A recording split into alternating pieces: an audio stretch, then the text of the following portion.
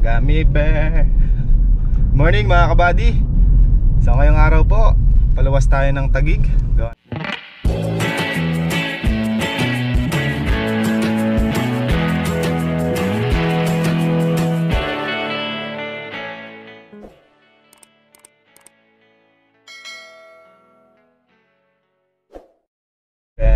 Wala ng Gummy Bear.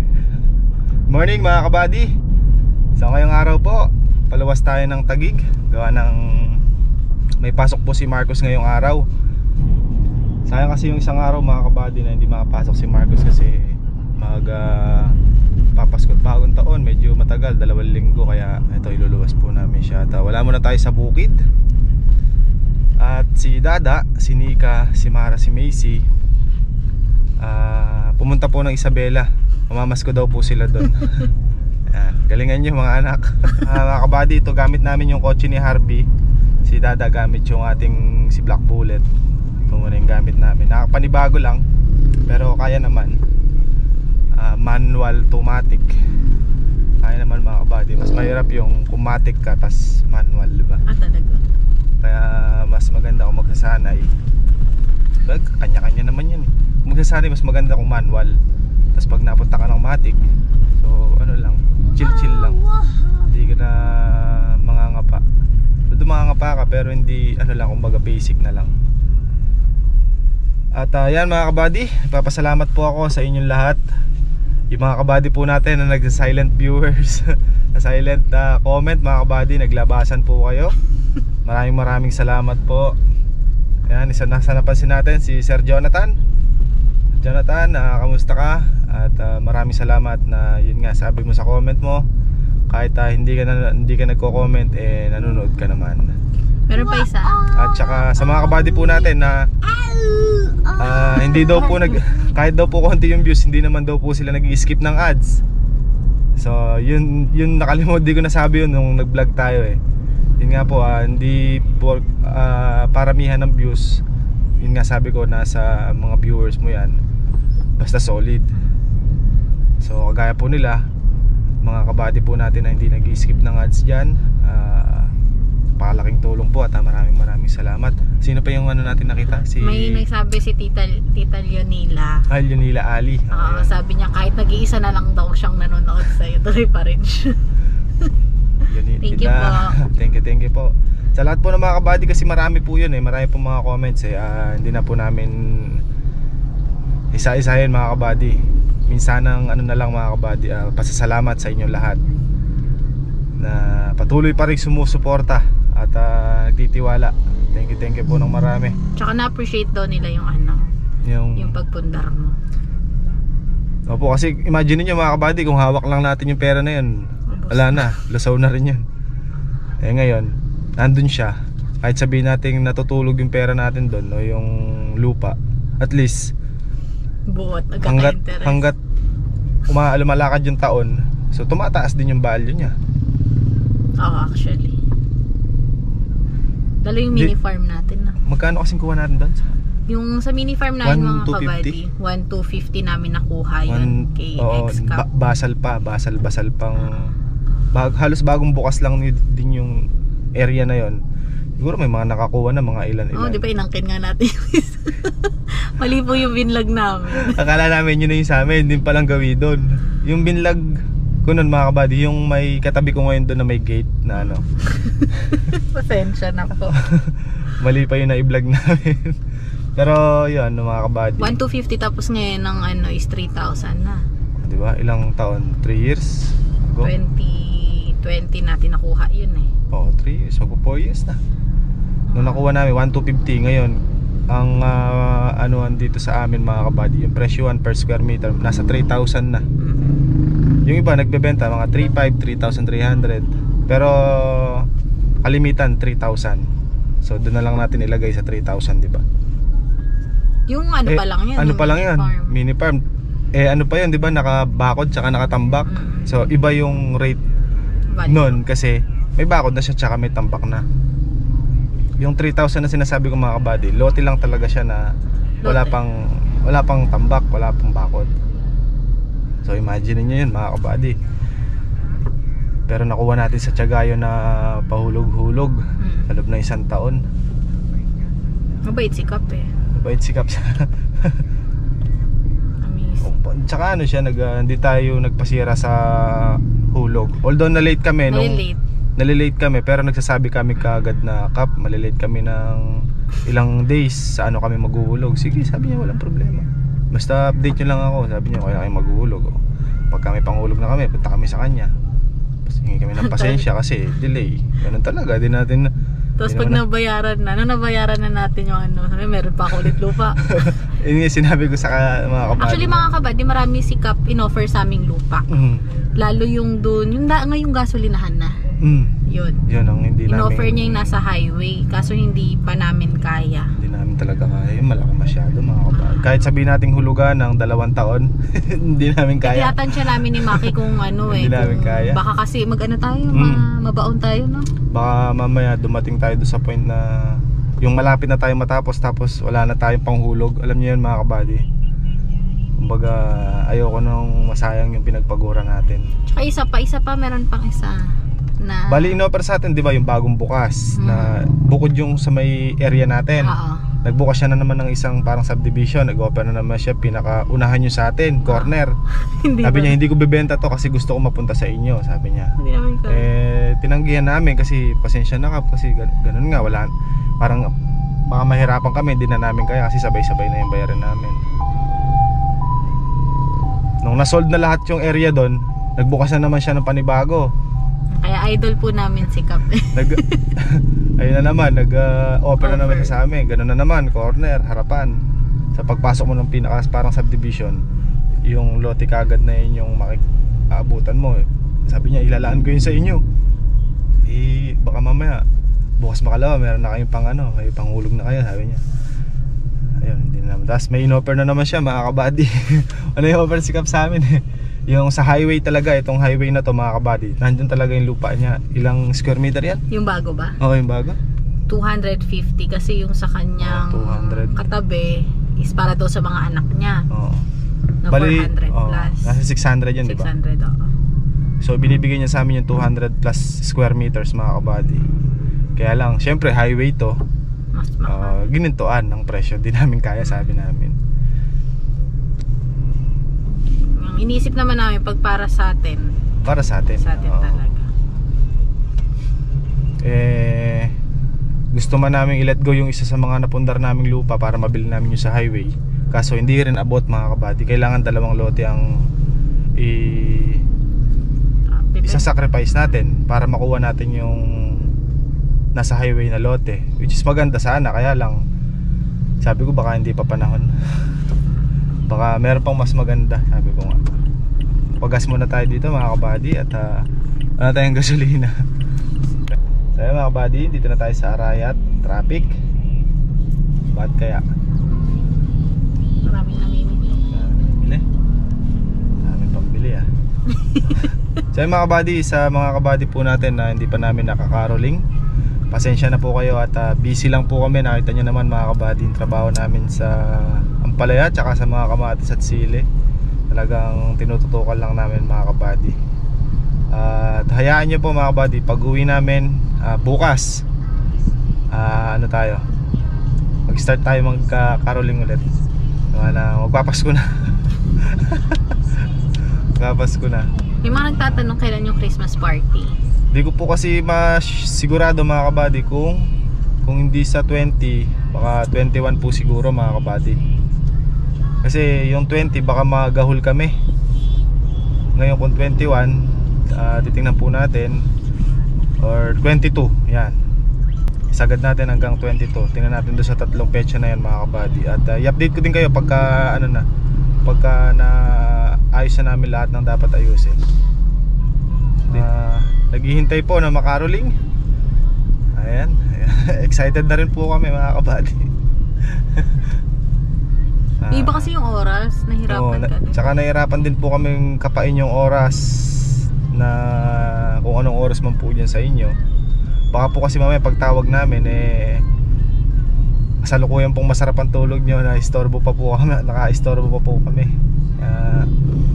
Ano lang din po, kumbaga tansyahan. lang din, kapaan lang din mga kabady.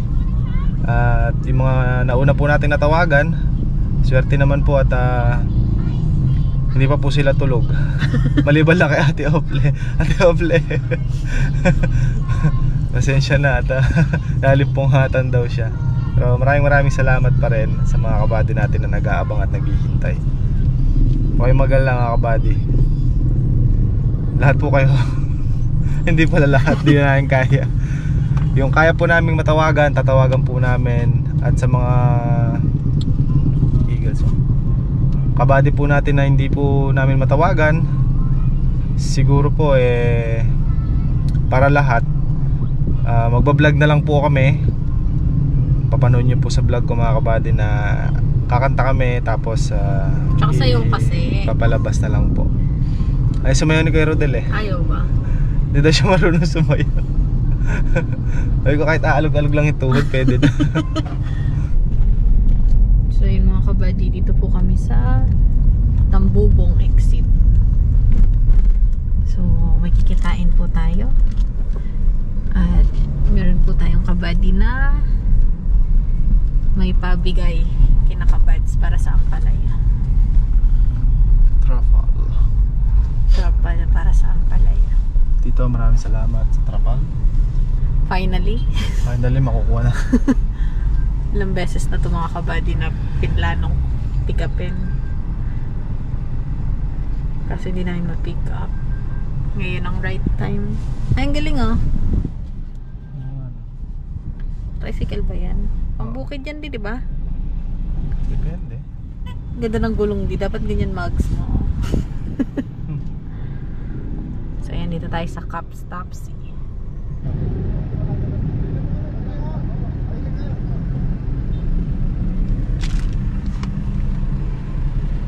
Hindi na ako nakababa mga kapal. Tchadan!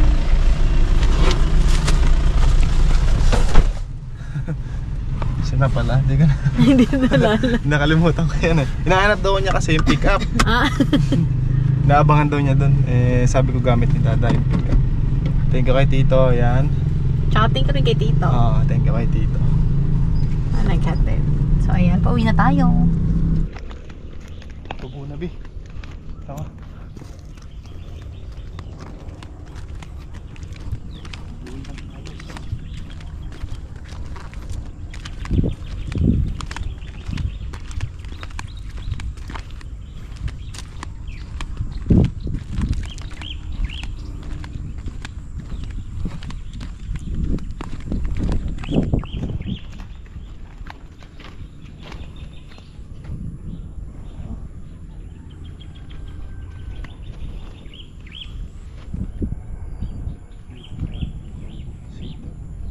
Yeah, mga buddy, good morning po. Dito na tayo sa Lucky Farm. Ikot lang tayo at tinignan natin yung mga ampalaya. Siguro na yung huling tanim natin, yun, no? Si ano to si Condor. Tama ba? Hindi, si Mistisa pala. Yung going side na to. 4 na tudling. Yun, no? Maganda yung tubo ng huling tanim natin, Okay, kahit yung una naman, madalang lang naman yung yung dito mo po.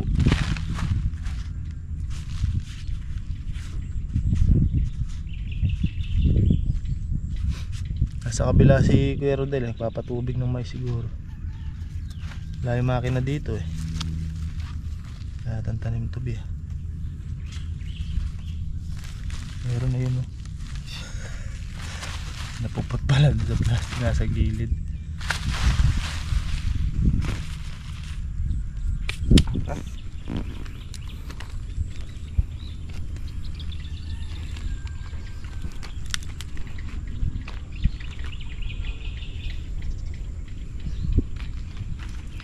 Wah, apa di?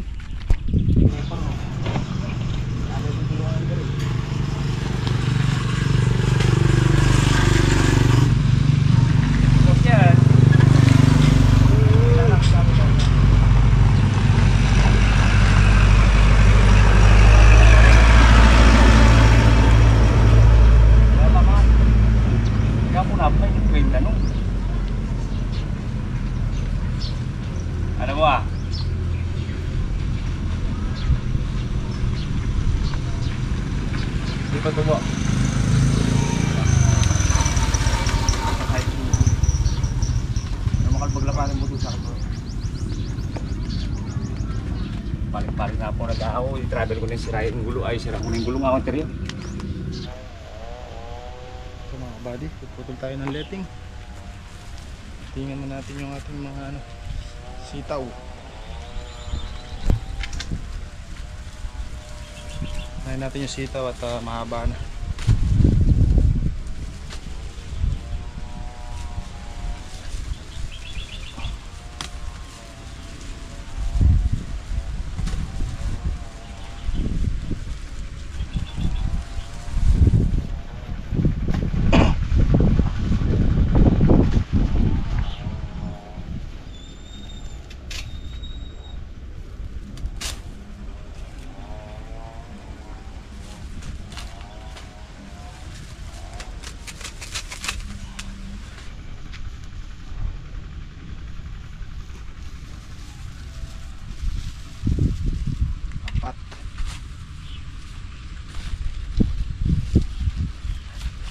Marami-rami yun.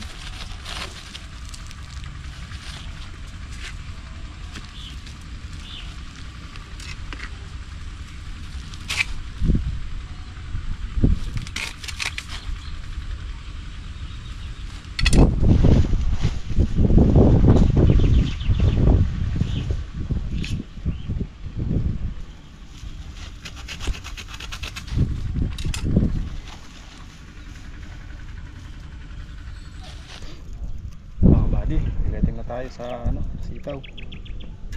Nahin natin yung mga sitaw at mahaba na sila. Ano yung ampalaya pag natapos natin ito.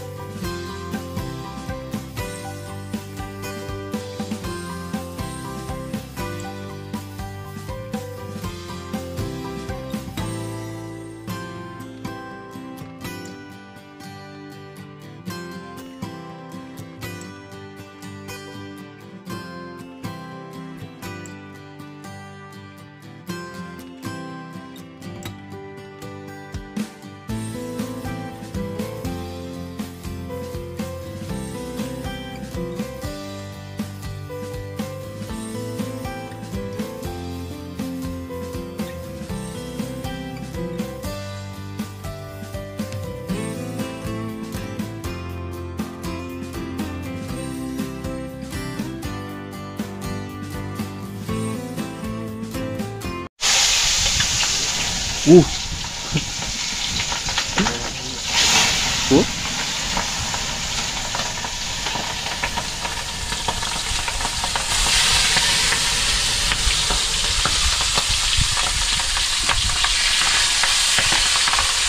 Yan.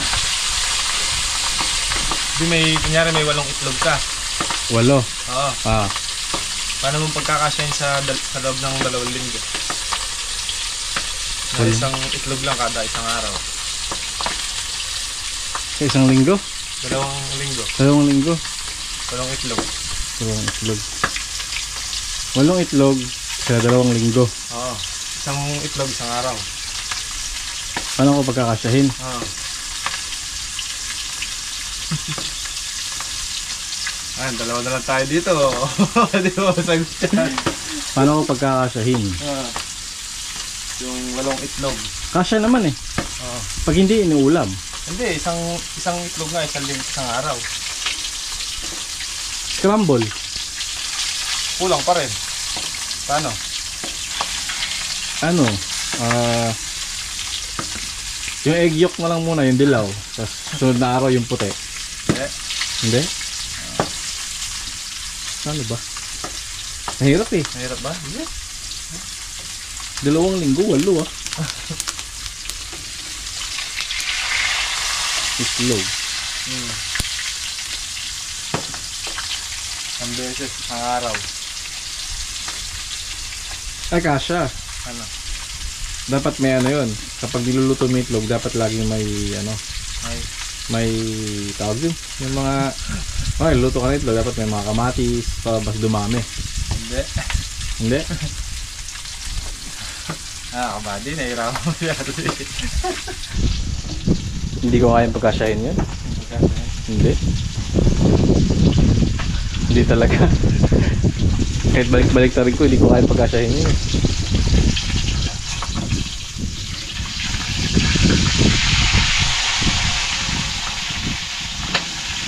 Mga kabady natin, alam niyo. Yung ano, wala nila eh. Pinasak ng malambot, hinugot ng matigas eh. Yellow yun eh. Yellow.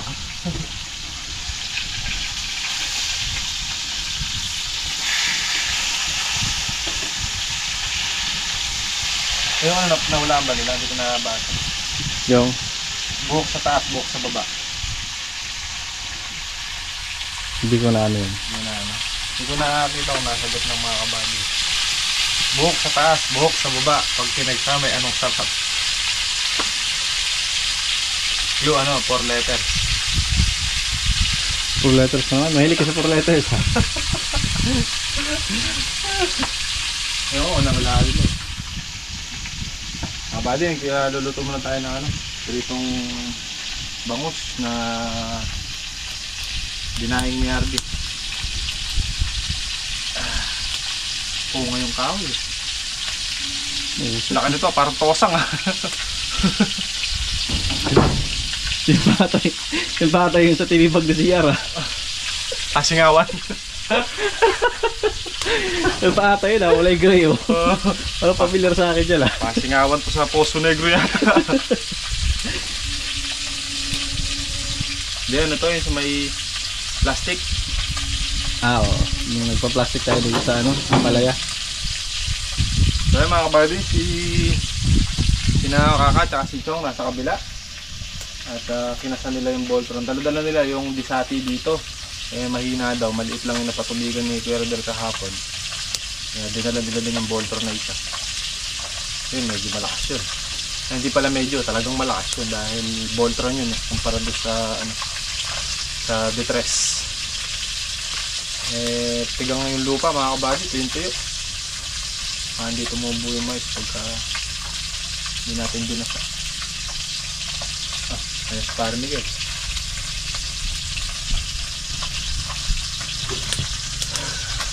Tosang. Kabady, tosang oh. Wala tayong napanalunan sa ano na. Rapol no. Oo, okay lang. May mga nanalo naman eh. Meron ako na panalunan. Ano? Sa ano namin, sa Christmas party. Oo. Ihawan. Ihawan? Saan? Stainless. Sana? Stainless nga. Sana nga. Andun kay Kuya Martin. Ayun, magagamit natin. Si Parang Miguel nanalo din. Ewan ko kung ano sa kanya kasi nakabalot siya. Baka nakuha niya na. Nakuha mo na yung sayo? Stainless. Stainless pa. Hindi ko alam kung ano yun. Sabay ano. Sige, vice na. Yung sa akin nakalantad na kaya alam na kung ano. Nasabay sa'yo? Andun din sa kanya. Kay Vice Red. Siya din nag-picture sa'yo. Siya nag-ano sa akin, sabi niya, Kuya, nanalo ka sa raffle, sabi niya. Sabi ko, hindi nga Kuya eh. Kaya pala, statement pala yung pagkakachat niya sa akin. Sabi niya, nanalo ka, sabi niya, ito, sabi niya. Kakanan, sabi niya, meron kong premium. Sabi ko sana, alam mo ka sana, liempo yan.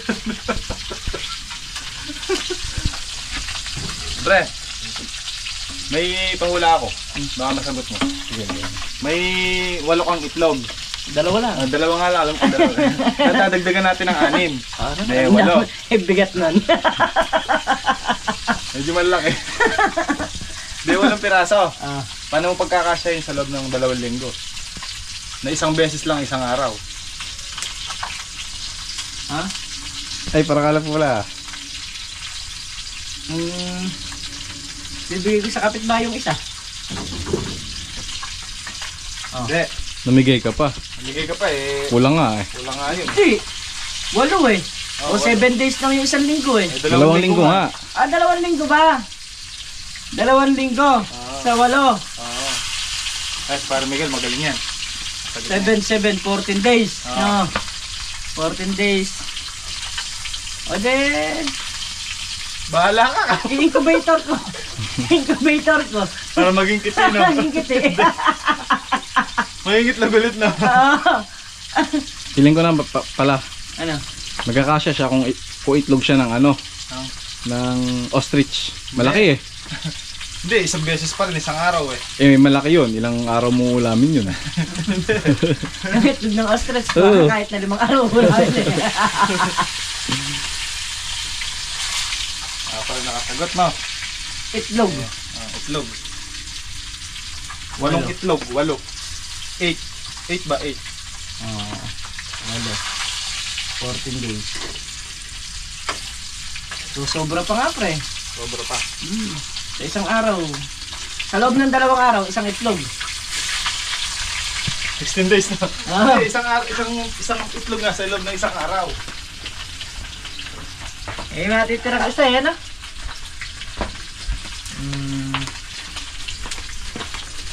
Wala kayo, nakaluto na ako ng itlog. Ay, ng Ano bangos. gagawin doon sa isang itlog? Yun na lang ang iniisip ko eh. Kung ano gagawin doon sa isang itlog eh.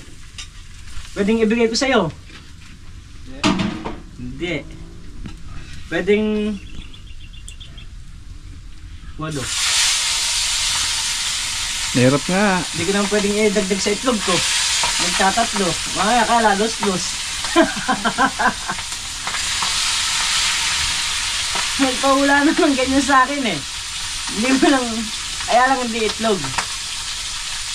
Pero ganyan din ang ano, tema.